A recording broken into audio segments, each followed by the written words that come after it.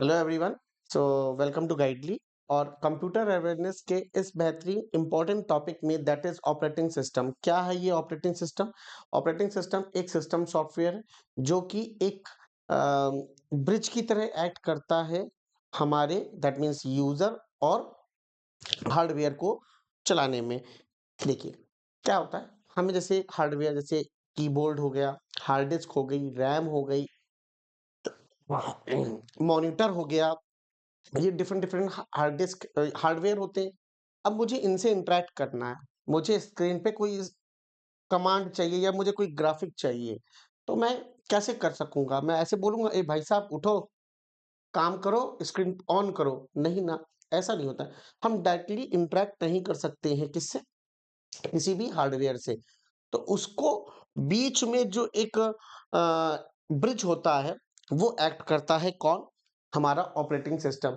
तो user that means मैं, और बीच में कौन है? ऑपरेटिंग सिस्टम है और हार्डवेयर। हार्डवेयर को एक्सेस करने के लिए, हार्डवेयर को सही तरीके से फंक्शनलिटी उसकी काम करे, इसलिए हमें एक ऑपरेटिंग सिस्टम चाहिए होता है। पहले ये बात क्लियर हो गई कि नहीं हो गई?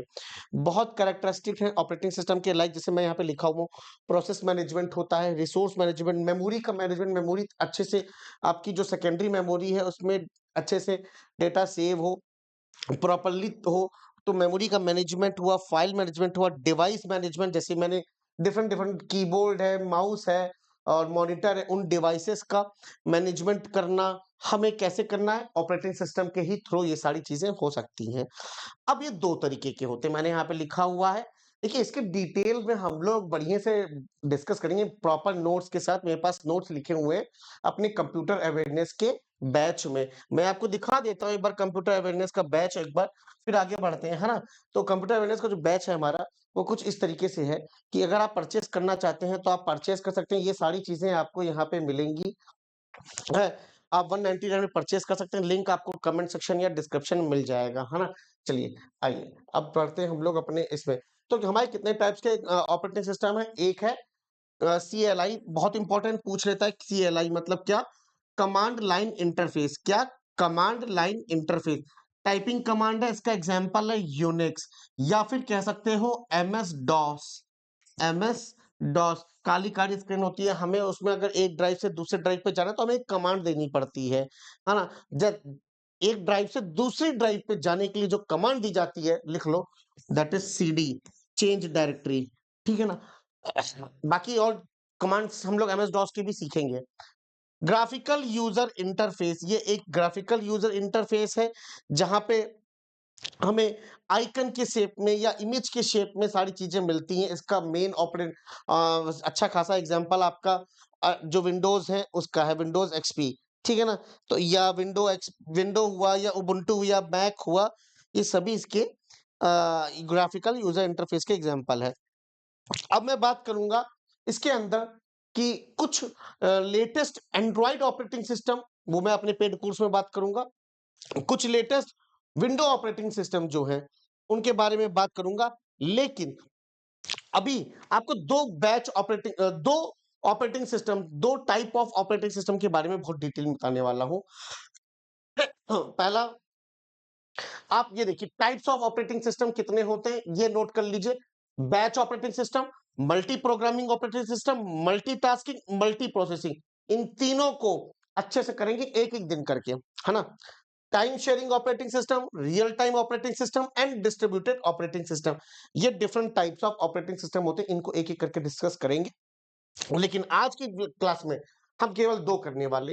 बैच ऑपरेटिंग सिस्टम में क्या होता है? जो भी आपकी सिमिलर काइंड ऑफ जॉब होती है उनका ये बैच बनाता है। कौन बनाता है? एक ऑपरेटर बनाता है, बीच में एक ऑपरेटर होता है। वो ऑपरेटर डिसाइड करता है, एग्जामिन करता है यूजर की जॉब को कि क्या ये सेम टाइप का है। जैसे कि मान लीजिए मैं हूं, मेरे साथ मेरा एक दोस्त है, एक और दोस्त है और एक आप है। मैं सी लैंग्वेज पे कंफर्टेबल, मेरा दोस्त सी लैंग्वेज में कंफर्टेबल, वो वाला जावा और पाइथन पे है। तो CC वाले क्या है? एक जॉब, एक सिमिलर टाइप की जॉब कर रहे हैं, तो हम लोगों का बैच बना देगा और उसको ऑपरेटर को दे देगा। ऑपरेटर क्या करेगा? उस बैच को पूरा एग्जीक्यूट करेगा और इसमें सीपीयू आइडल रहता है, बैठा रहता है, इंतजार करता है कि पूरा बैच कंप्लीट हो जाएगा, तभी दूसरा बैच हम लेंगे। ये बात समझ में आ गई? तो batch operating system will work to submit a similar kind of job together, no user interaction. याद रखिएगा, ये डिसएडवांटेज है कि यूजर का इंटरेक्शन नहीं होता है। ये भी जो भी चीजें एग्जीक्यूट होती हैं ये ऑटोमेटिकली एग्जीक्यूट हो रही है हमारी, तो स्लो आउटपुट होता है। ऑफ कोर्स आउटपुट स्लो होता है क्योंकि बैचेस बने रहते हैं, ठीक है ना। और डिबगिंग इज डिफिकल्ट होती है, ये इसके डिसएडवांटेज है। J1 J2 का एक बैच बना दिया, बैच 1, ठीक है, दैट इज B1। B2 के अंदर J3 J4 का बैच बना दिया और सीपीयू को दे दिया। तो जब तक एक बैच कंप्लीट नहीं होगा दूसरा बैच हमारा सीपीयू प्रोसेस एग्जीक्यूट नहीं करता। यही इसलिए इसका एक डिसएडवांटेज है। इसी को ओवरकम करने के लिए दूसरा एक ऑपरेटिंग सिस्टम बनाया गया, that is called multi programming operating system, और इसका एग्जांपल है यूनिक्स। ये क्या करता है? मल्टीपल प्रोग्राम्स को एग्जीक्यूट करता है जब सीपीयू आइडियल कंडीशन में आने की वो करता है, स्थिति में होता है। जैसे कि मैं एग्जांपल देता हूं ली लैंग्वेज में। सिस्टम खोला तुमने, एक तरफ तुमने एमएस वर्ड खोल रखा है, एक तरफ तुमने म्यूजिक को, मान लो कौन सा नया गाना है, कोई कोई भी नया गाना है, झूम बराबर झूम मूवी का एक कोई मूवी है, उसके ऊपर का कोई गाना डाउनलोड करना है तुमको। तो अभी तुम एक कमांड दे दिए हो कि प्रिंट द डॉक्यूमेंट। तो जब तक तुमने ये कमांड दिया, मेमोरी में प्रोसेस हुई और इनपुट आईओ के लिए सीपीयू इंतजार करेगा। अब भाई अब प्रिंटर काम कर रहा है ना, सीपीयू तो आइडल है, प्रिंटर को दे दिया काम कि तुम भाई प्रिंट करो। अभी सीपीयू खाली बैठा है, उस टाइम पे मैंने मूवी या सॉन्ग डाउनलोडिंग लगा दी। तो ये क्या हो गया? Multi programming. एक बार में हमारा बहुत से प्रोग्राम्स एग्जीक्यूट होते हैं। तो क्या लिखा? It execute multiple programming simultaneously, it it maximise CPU utilisation. तो यहां पे एक ये प्रॉफिट है या एडवांटेज है कि सीपीयू का प्रॉपरली यूटिलाइजेशन यहां पे हो जाता है मेरे पास। It uses scheduling algorithm. Algorithm क्या करता है? ये शेड्यूलिंग, टाइम के ऊपर, टाइम शेड्यूलिंग के प्रोसेस के ऊपर काम करता है। दैट मीन्स कि अगर हमें कोई भी प्रोसेस को प्रॉपरली एग्जीक्यूट कराना है तो शेड्यूलिंग एल्गोरिथम पे काम करता है ताकि प्रोग्राम को प्रॉपरली एग्जीक्यूट किया जा सके। अभी मान लीजिए P1 एग्जीक्यूट हो रहा है, सीपीयू के पास गया, सीपीयू ने कहा कि तुम्हारा काम हो गया, तुम एग्जीक्यूट कर गए हो, तुम्हारे इनपुट आउटपुट का इंतजार हो रहा है।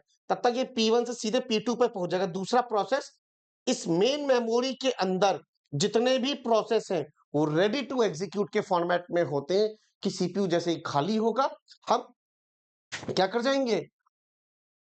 एग्जीक्यूट कर जाएंगे। अब आपको एक दो चीज बताता हूं, ये सारी चीजें बैच ऑपरेटिंग सिस्टम और मल्टी प्रोग्रामिंग ऑपरेटिंग सिस्टम ये नॉन प्रियम्पटिव होते हैं। नॉन प्रियम्पटिव मतलब क्या होता है कि प्रियम्पटिव मतलब क्या होता है, पहले आप इस चीज को समझिए। प्रियम्पटिव मतलब होता है कि फोर्सफुली प्रोसेस को हमारे पास रोका जाए, लेकिन इसमें हम फोर्सफुली प्रोसेस को नहीं रोक सकते हैं। प्रोसेस गया एग्जीक्यूट होने को तो वो आउटपुट ही निकल के आएगा। तो ये नॉन प्रियम्पटिव नेचर में होते हैं, ठीक है। तो हमने आज इन टॉपिक के बारे में पढ़ा। आपको क्या ये चीजें अच्छी लग रही है? आपको हेल्पफुल लग रहा है कि हाँ यार, multi programming, batch operating system और different type of operating system के बारे में रोहित सर आने वाली वीडियोस में बताएंगे? कमेंट करके बताओ सर, यस सर, आप पूरा ये समझा ही दो। इसके बाद मैं क्या लेने वाला हूँ, अगर मैंने ये सारी समझा दी आपको एक एक करके, तो इसके बाद है मैं आपको कुछ पॉपुलर ऑपरेटिंग सिस्टम जैसे MS DOS, MS dot Microsoft disk operating system इसका फुल फॉर्म होता है। बाकी आपका मैक ऑपरेटिंग सिस्टम हुआ, लिनक्स हुआ, उबुंटू हुआ है।